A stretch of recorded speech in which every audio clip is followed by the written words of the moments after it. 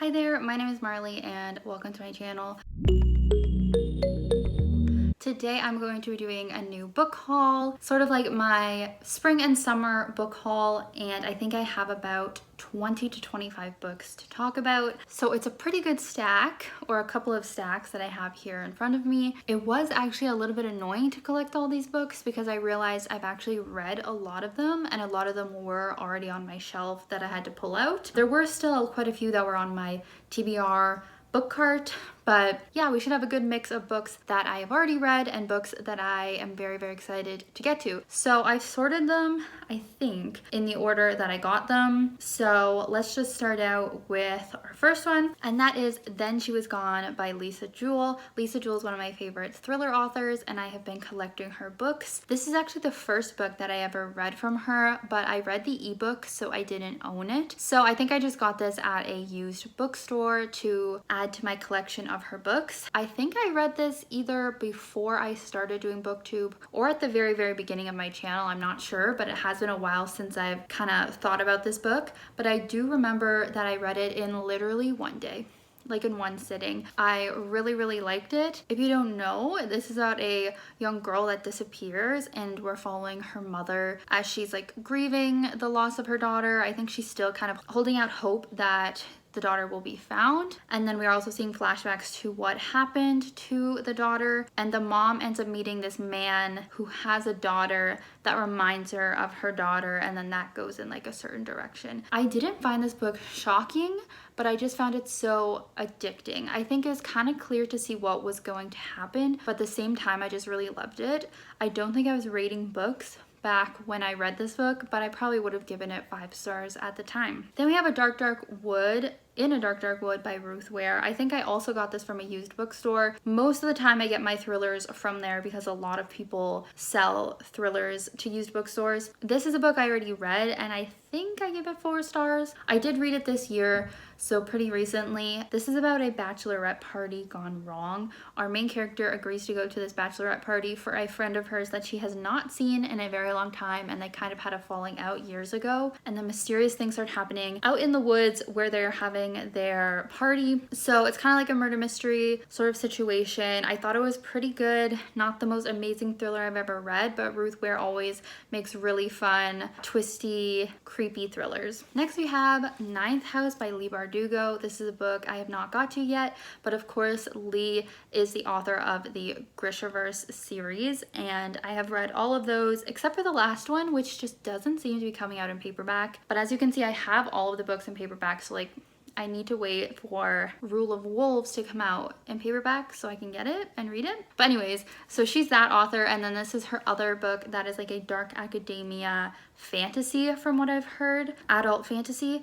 I think it's about this girl who goes away to college at Yale and then gets involved in a secret society. And that's kind of all I know about the plot, but I definitely hear mixed things about this book, which is pretty common for this author. I feel like you either love or hate her. I give most of her books 3 or 4 stars, so I'm hoping this will be a pretty good read whenever I get to it, but it is pretty hefty, so I'm not sure when that will be. But I have it, and I know there's a sequel coming out soon. Then of course I have I Kiss Shara Wheeler by Casey McQuiston. I've shown this a few times on my channel already, and it actually was the last book that I completed when I'm filming this video. This is a YA queer contemporary following our main character Chloe, who is a bisexual teenage girl living in this very small-minded, religious, and like homophobic town. This other girl named Shara Wheeler ends up kissing her one day and then disappearing. Chloe is just driven crazy by this and wondering why Shara did that and wondering where she went. So she teams up with a couple of other boys that have an interest in Shara as well, and they try and find where she is, following these little clues and letters that she leaves around. This was super cute. I loved the little letters and mystery that we had going on there, and then the romances are really cute, and it just made me tear up at the end. It was so beautiful. Another book I have already read, and that is Hold My Hand by Michael Barakiva. I read this in the video where I read the oldest books on my TBR. This is another queer YA contemporary book, this time following a teenage boy named Alec. He is Armenian American, so a lot of focus is on the Armenian culture. His family, again, is very religious, and his like community is very religious, so it deals with that struggle of being gay in such a religious community. There's a cute romance in this. However, if you saw my review of it, I did find there to be a few kind of problematic things with it, and there were a few things I didn't love. I think I gave it around a 3-star or a 3.5, but overall it's very cute. Then we have Book Lovers by Emily Henry. Obviously I had to get this as soon as it released, as Emily Henry, I would say, is my favorite romance author. I don't even know if I need to say anything about this, to be honest.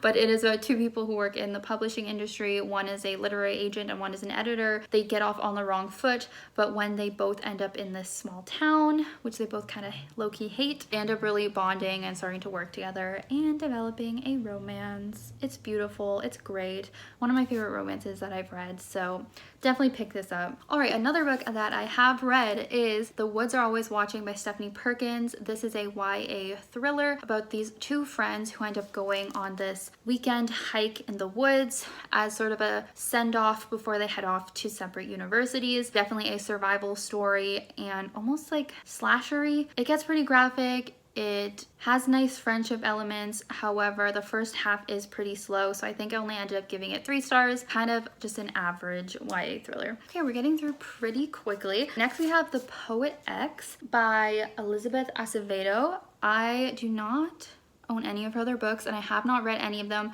but she's an author that's talked about a lot on BookTube. I think she writes most of her books in verse. The Poet X, she obviously loves poetry, is apparently an award-winning book as well, so that's great. I got it at, I think it's called A Word on the Street. It's like a book publishing festival, street event or festival in Toronto. So I found this book when I was there and it was at a discounted price, so I had to get it. Not sure when I'm going to get to it, but I'm sure it will be a very quick read once I get to it because I think it's told in verse. Yeah, and then I do plan on reading the rest of her backlist at some point as well, just because I hear such great things about her and her books. Then we have a little Sherry Lapina haul, starting out with The End of Her. Sherry Lapina is another favorite thriller author of mine, and I've been collecting her books, again, from used bookstores. Her books tend to be there a lot, but I really love them, so that's why I wanted to collect them. So the next couple books are from her. I'm gonna need to remind myself what each of them is about. Okay, this one sounds a little basic, but it is about a married couple who just recently had kids together. So they're having a great time, loving their life and their marriage,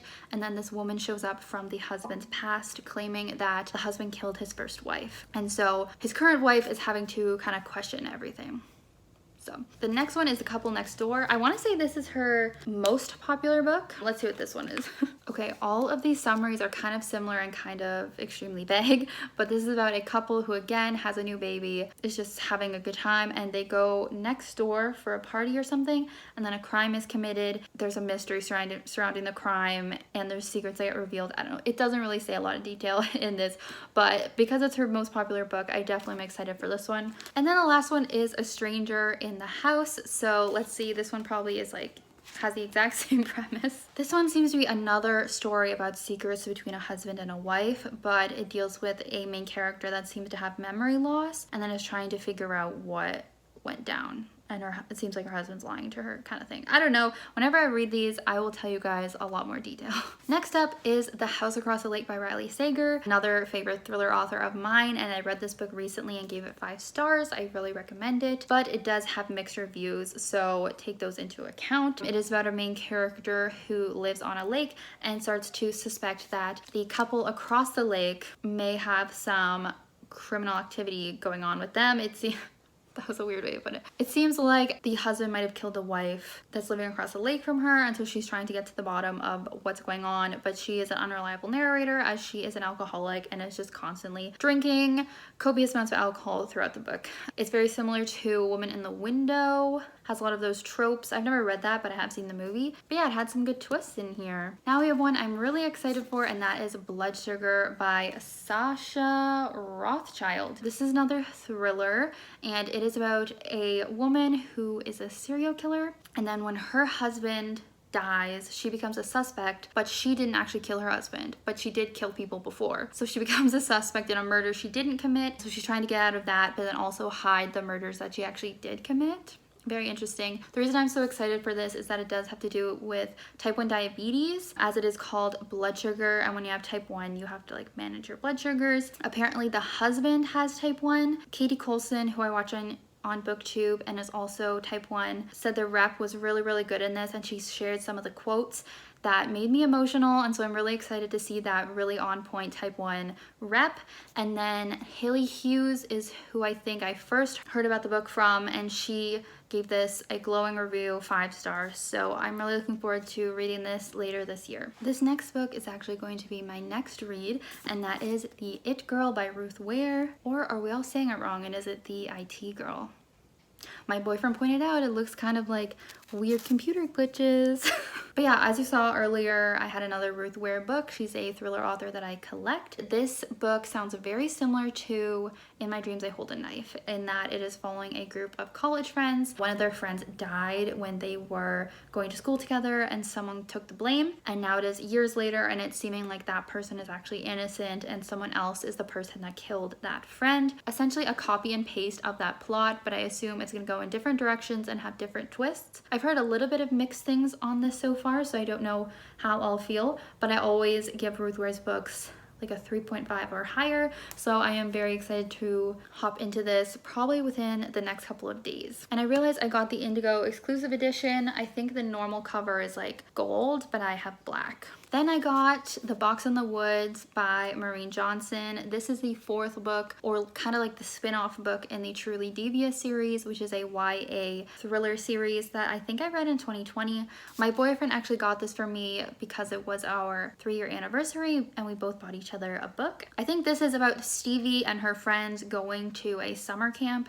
and then taking on a murder mystery case there. So it is totally separate from the case they are dealing with in the main trilogy, but I'm very excited. I really adored that series back when I read it. I think I binged all the books like within a week or 2, and I have like a vlog up about it. But yeah, I've been dying to get this. I've been dying to get the paperback to match my collection, and it's honestly a shame I have not read it yet. Then we have The Counselors by Jessica Goodman. This is another YA thriller. Definitely a lot of thrillers in this haul. She wrote They Wish They Were Us, which I've read. She came out with a 2nd book, which I have not read yet, but I decided to buy her 3rd book anyway. Saw some good reviews about it from, I think, Kirsten's Corner. I don't know what this one is about.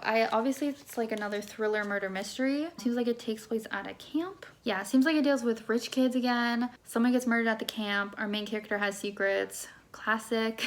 Yeah, I'm gonna try and get to this one soon. Then very exciting, I got Legendary by Stephanie Garber, and I also got Finale by Stephanie Garber. This is the 2nd and 3rd book in the Caraval trilogy. You guys might remember I read Caraval earlier this year and I loved it. Give it 5 stars. I think it's my favorite book that I've read this year. So I'm really excited to continue the series whenever I can. I think the rest of the series is from different points of view. Like the 1st book was following the main character, whatever her name was, and this is following the sister.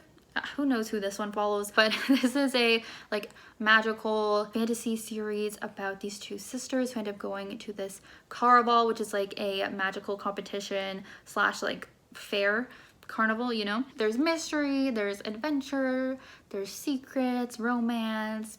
I just love it, so stay tuned. Hopefully I'll get to these soon. Next up, we have The Family Remains by Lisa Jewell. This is her new release that came out, I think, only days ago. I already mentioned Lisa Jewell. She had a book called The Family Upstairs, which I actually read in a 24-hour reading vlog that I did a couple years ago. So I feel like I don't remember it well because I read it in just a few hours, but this is a follow-up book to that. So I'm hoping I'll be able to understand everything in this, even though I don't really remember The Family Upstairs. Hopefully it kind of like summarizes it a little bit. I don't know. I don't think The Family Upstairs is very popular, but I liked it. So hopefully this one's good. I'm sure it is because it's Lisa Jewell. Now we have a book I read a while ago, and that is Aristotle and Dante Discover the Secrets of the Universe by Benjamin Alir Sains. And this is a YA queer contemporary story about these 2 boys.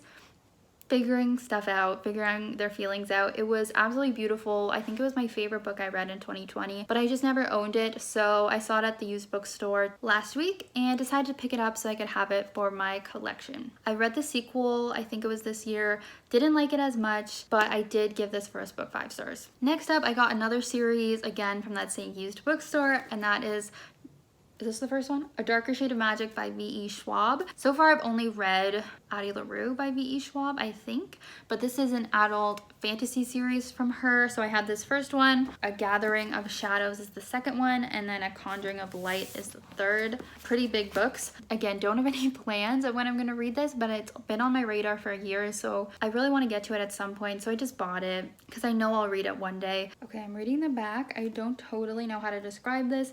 Seems like there's different worlds and there's magicians. Okay, prepare to be dazzled by a world of parallel Londons where the magic thrives, starves, or lies forgotten, and where power can destroy just as quickly as it can create. And the last book in this haul is All of Us Villains by Amanda Foody and Christine Lynn Herman. Ever since I read Caraval, I've been looking for books with the same vibe of like magical competitions, whimsicalness. And so I heard of this book and I was like, hello, I need this. It is a magical tournament or competition. That's really all I know about it, but that's all I need to know. I mean, look at the cover. It looks very cool, very dark. This was on sale at Indigo. It was one of their employees' picks of the month. So I'm gonna trust that employee and I'm gonna read this one day. I think it's a series. There's at least one more. It's a duology apparently. So really excited to read this. So that is my haul. I think it was 24 books maybe. Let me know if you've read any of these and which ones I should try to prioritize. Follow me on Goodreads and Storygraph to keep up with my reading throughout the week. Subscribe if you have not already. I will see you guys in my next video. Thanks so much for watching. Bye!